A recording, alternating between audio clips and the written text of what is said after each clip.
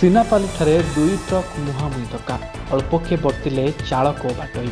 ନୂଆପଡ଼ା ଜିଲ୍ଲା ସିନାପାଲି ମଦଭାଟି ଛକ ନିକଟରେ ଏକ ଭୟଙ୍କର ସଡ଼କ ଦୁର୍ଘଟଣା ଘଟିଯାଇଛି। ଟାୟାର ଫାଟିବା କାରଣରୁ ଦୁଇଟି ଟ୍ରକ୍ ମଧ୍ୟରେ ମୁହାଁମୁହିଁ ଧକ୍କା ହୋଇଥିଲେ ସୁଦ୍ଧା ଚାଳକ ଓ ସ୍ଥାନୀୟ ଲୋକେ ଅଳ୍ପକେ ବର୍ତ୍ତି ଯାଇଛନ୍ତି। ବୋଡେନ ପଟୁ ଆସୁଥିବା ଏକ ମାଲ ବୋଝେଇ ଟ୍ରକର CG04PH 6416 ଆଗ ଚକା ଫାଟିଯିବାରୁ ତାହା ଭାରସାମ୍ୟ ହରାଇ ଡିଭାଇଡର ପାର କରି ଅନ୍ୟପଟେ ଛିଡ଼ା ହୋଇଥିବା ଏକ ଟ୍ରକ୍କୁ ଧକ୍କା ଦେଇଥିଲା।